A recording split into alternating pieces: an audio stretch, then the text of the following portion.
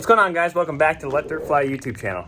This week, we're going to be converting my girlfriend's non-XMR Outlander into an XMR. So basically what we're going to be doing is putting the stock OEM Rad Relocate off of an 850 XMR actually that I got used off Facebook Marketplace. We're going to go ahead and throw it on this quad and make the thing be able to go deep. So stay tuned. I'm going to show you how to do it. All right, so first things first, obviously, where the current rack is and front bumper, they got to go. So what you're going to need to do is first remove, there's going to be a 10 millimeter bolt here, a 8 millimeter bolt here, and a 13 up front. And then under here, if you have a bumper, you have two 13 millimeter nuts also. And then the whole thing will pop right off. Just like so. All right, so next thing I want to do is pop off your gauge cluster. Just did that. Oh God, it's falling. It's falling. Stay. All right. And we're gonna go ahead and remove the hood. So pretty simple, just pull forward and then she kind of just pops right out. Simple. And there's your stock radiator. You are no longer gonna be there, sir. You are going up top. No more getting plugged with mud. I'm tired of cleaning you. You get too dirty. So one cool thing that I was able to pick up for this project is actually this guy. So this is actually the stock Can-Am Outlander XMR hood. It's gonna look pretty good on the little yellow beast here. We're actually calling it Killer Bee. So what's nice about having this hood is it's already got the provisions for it. The guy was parting out the quad, so I grabbed this for a couple bucks. I mean, with everything all said and done, it was pretty given just to grab this instead of actually cutting a hole in the stock hood.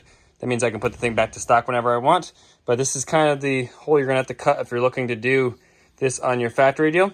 And there's this one little guy over here. You probably just hole saw that guy out, but this is the bigger commitment here is that guy. But for now, this has to come out of here because we got to pull everything radiator-wise out of this thing. All right, so next thing we want to do is we have to gain access to the radiator on the inside here. And as you can see, most quads are going to have your inner fender well. So we're going to go ahead, jack the thing up, get down jack stands, get the wheels off, get these inner fender wells out so we can actually see what we're got to deal with and then start draining this thing down so this way we can get that radiator out of there. All right, so once you get all your inner fender wells out, they're just held in by these little plastic clips, these guys here. You can take them out using one of these tools. If you don't have one of these, and you have a Can-Am, you're probably gonna wanna buy them. I think they're like $5-10 bucks on Amazon, and it's the best thing ever for getting all the pop clips out when you have to get them out. Okay, so right now we're gonna go ahead and drain the radiator down and get these lines off of here. And then up top, we have to go ahead and pop out some more pop clips here. Gonna have to just remove the harness temporarily so it's out of our way. And then actually unbolt the radiator right there, which is fun because it does have nuts on the back side, so you have to get up in there with a wrench and it's not fun. Been there, done that. We're gonna pop this guy right off the radiator so we can get it out of our way. And then gotta get to this hose clamp as well to get that guy off here. So no biggie, we'll get it all out of the way here. All right, went ahead and popped this piece out. I'm not sure if we're going to be reusing this or not yet because all it really does is hold the wires up and kind of gives more of a shroud for the radiator, which we don't need anymore because it's going to be up top here. But right now I just got to pop these bolts out. There's none on the bottom. It just sets in some grommets. So once we get it drained down, should be able to slide it right out, unplug the harness, which is right here and kind of hidden back there. So can't really get to it until we get the radiator drained out. And we're going to slide it out and see what we have to work with. All right, let's see if I can get myself covered in antifreeze right now.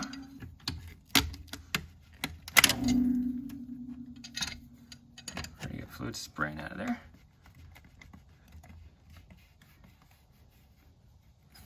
Yeah. Oh yeah.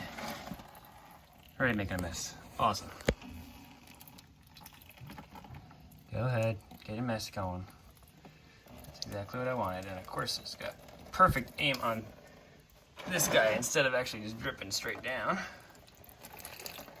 Oh, yum. Gigantic mess. Oh my God. You crap. Okay, so most of it made it in the pan. Also, most of it made it on the floor of my shoe, my leg, but that's okay. All right, now I just gotta disconnect the top hose clamp, get up in here and get those 10 millimeter bolts out, that's the most fun part of the whole job, I think. And then slide this sucker out of here. All right, so once you get those lovely 2 bolts out. Like I said, they're not too bad. It's just getting your fingers up in there, but it is easier if you take the shocks off on top and then get in there, but you can do it without doing so. But you should be able to pull the radiator forward a little bit here. We're just going to work this hose off. Let me do that off camera. And all we have to do is there's a plug right down there. We got to undo, and then she should slide on right out for us. All right, radiator is out. Forgot one step. The overflow liner or whatever here this guy is, no idea, was stuck in the bottom of the radiator, so got to yank that guy out, and then just wipe the right out to the side, and look at all the room for activities now. This is what's nice about actually doing a rad relocate kit of any kind. You get a bunch of access in here if you got to do some winch work or anything. Super easy to get into the pitman arm now and everything if we had to ever do any work on that guy, which I know this guy's getting a little wore out, so I might have to talk to Trevor from NCB Performance about the J parts one. But right now I'm going to go ahead and set the new radiator, which is there. I'm actually reusing the 850 XMR one. Figures if anything it might be probably the same, if not maybe a little bit more heavy duty than the factory 500 one. So I'm going to throw that guy in here and see how everything lines up and start figuring out what we got to do for the piping. All right, guys, so it's actually the next day here. So I actually stopped and picked up the radiator brackets here. The guy's still not done with the front bumper yet. It's no big deal. Don't need it right now. His oven broke, actually. So he actually had to do this in his house in his own oven.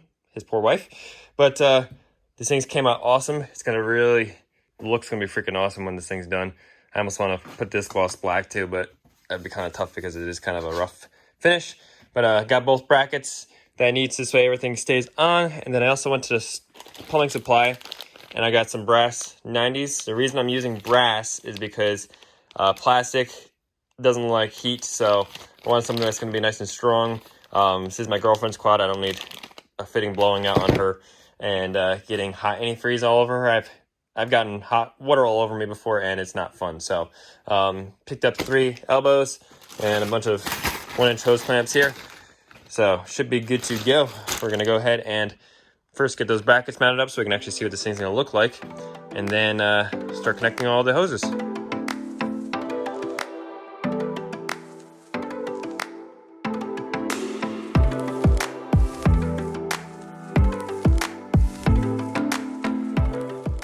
Man, check that out, guys.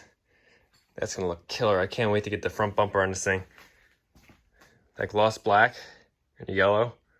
Oh yeah, it's gonna look really good. And of course, we're not gonna leave this little Can-Am diamond deal on here for too long. Got something coming for the girlfriend here that's gonna spice it up a little bit and really set this thing off apart from other quads.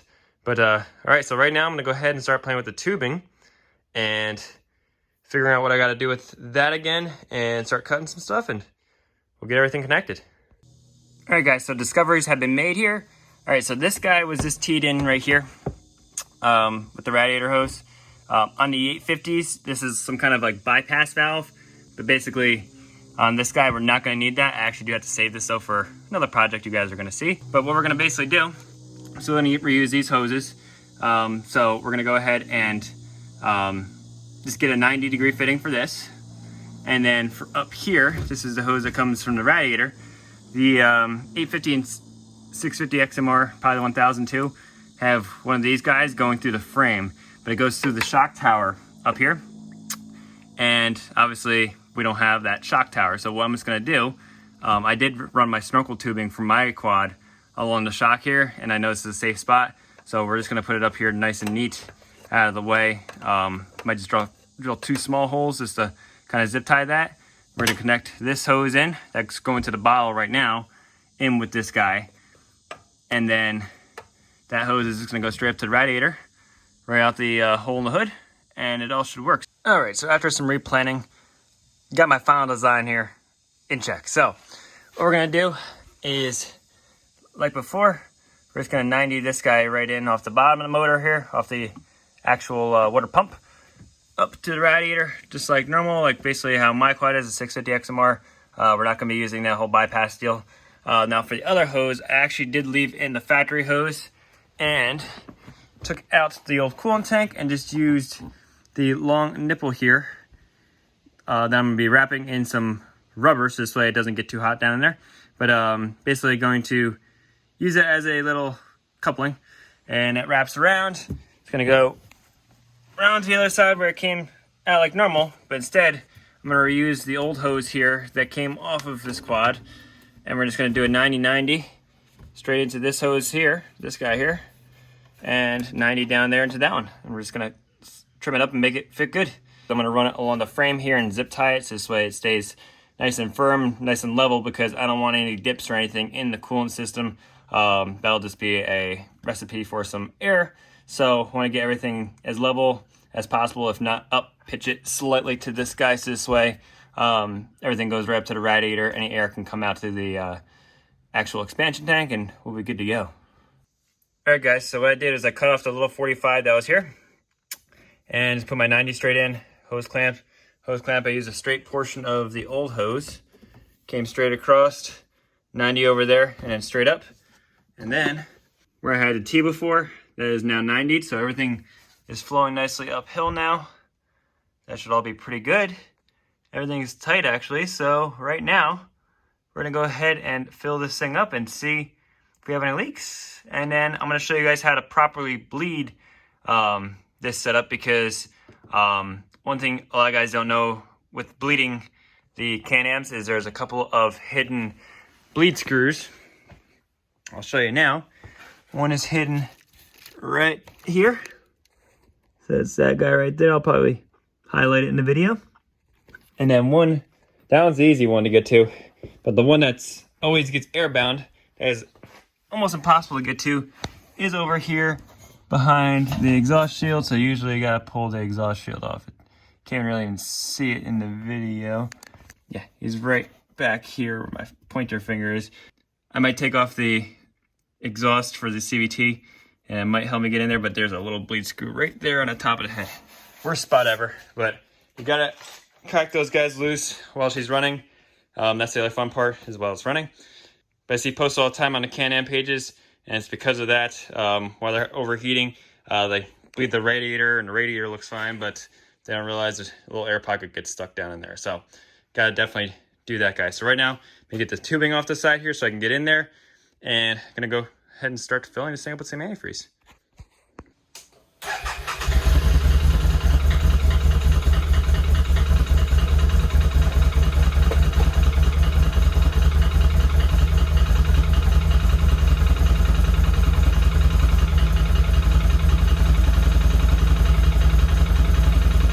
Alright guys, so right now what I'm just doing, I just filled up the cooling system. I have one of these buckets here. I'll put a link down in the description for Amazon for this guy. Basically, you just put it on here and you fill it up. You let it fill the whole system up until you get no air bubbles out, basically. Now I'm just going to let her warm up, start feeling some hoses in a few minutes here once she gets some temperature in her. And then we'll see how everything does. Like I said, we might have to crack those bleed screws. Might not have to, because we might not have lost any coolant at that point, but just to be safe, we might crack and just double check everything. But I'm going to put the dash back here so I can watch, make sure we're not overheating at all. We should be able to fill all the hoses and everything and get it hot in a few minutes here. This spot does take forever to warm up too. This 500 barely builds any temperature ever. The fan hardly ever comes on this thing.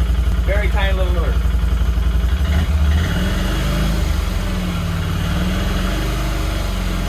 See revving it up. Some air bubbles coming out of there, filling air pockets.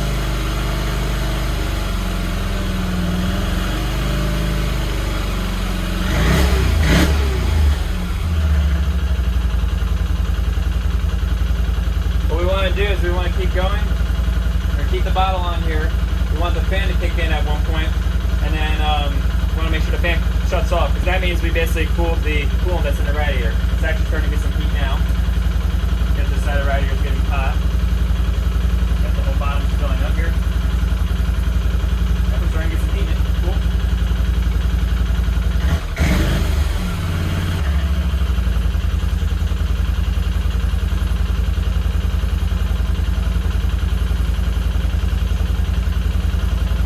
All the fittings underneath are looking good. So I get some temperatures and hoses here. Cool. Got a rag here because this thing's not really meant for quads, but I kind of made it work. Using adapters, so it does leak a little bit on it, but does help with the bleeding process. You can actually see what's got going on. Make sure you got all the air bubbles out.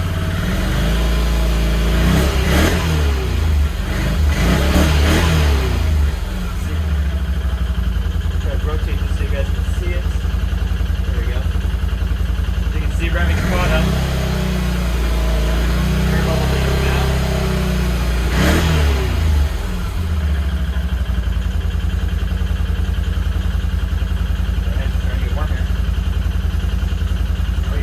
The radiator is not getting hot. That probably means you're airbound and you better be watching your dash because it'll actually come up check engine, basically meaning it's overheating. But like I said, you might not have to do the bleeder screws, we'll find out here. It took 3 attempts with my dad's quad when we rebuilt the whole thing to get the radiator butt out because you think you got it, you go down the driveway and 5 minutes later all of a sudden it's the same check engine. So, alright, we're getting hot enough to where the fan might kick on here in a few minutes.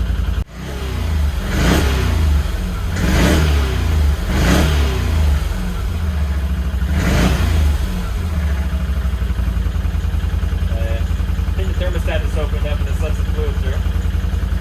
The weird part about the Can-Ams is the fan sensor is actually not on the fans like a lot of quads are. It's actually, I believe, on the head on these, on one of the thermostat housings, basically. You'll see a lot of little micro bubbles coming out. I don't know if you guys can see that on camera, probably not, but a lot of little micro bubbles coming out the top right now. Great. That's why I like this thing. You can actually see what you got going on, because a lot of times you see the fluid passing by and not think twice about it and think that you got all the air out, but there's a bunch of little micro bubbles in there. Still a ton in there. So far, no check engine light. This quad always takes forever to get temperature. So believe it or not, it's been like 5-10 minutes and this thing still hasn't turned the fan on. And it's not because anything's going on with the fan. This is because this quad does not build any stinking temperature. This thing never gets hot, ever, and takes forever to get hot. Like in the winter time, trying to warm this thing up, forever. There she goes. Finally, fan kicked in. So now, the true moral of the story is we have to make sure the fan shuts off. That means the quad's happy. If the fan doesn't shut off, then we got some more bleeding to do, but right now I think we're gonna have to do that because everything's looking good. And the hoses are nice and hot, so I know she's getting plenty of temperature through the fan, and it's blowing nice hot air out of the fan here, so it's perfect. So we just gotta make sure she shuts off, and we'll actually go for a test drive. There you go, just turned off. Awesome, go ahead, kill this thing. All right, and there you have it. We're gonna go for a test ride real quick and make sure everything looks good. We'll actually look at all the air, guys, that just came out. Just by shutting it off. As I'm saying, a lot of times you get air trapped in little spots. So I'm going to cycle this a couple more times just with the jug on, and then we'll go for a test drive. In the meantime, I'll start putting some stuff back together while she burps herself. Alright guys, so it's actually a couple days later. I took the quad for a ride, and everything came out really good. Cycled the fan a bunch of times, made sure everything cooled off good. No overheating, the thing is running perfect. But of course, it's been a couple days. The guy fixed his powder coat oven, and I got the bumper. Check that thing out. She looks like a little 650 XMR, except it's a little 500 XMR. Literally an XMR at this point because of the rad Relocate, and I have all the factory air intakes all up under the dash, just like an XMR. So this thing is ready to go play in some mud. All right, guys, so with that, make sure you guys are liking, subscribing, and commenting down below. We really appreciate all the support you guys give us. Let us know what other projects you'd like to see, some other mods you'd like to see on these quads. We like to do them all. We like to have fun. And as always, make sure you're checking out our Instagram, TikTok, and Facebook.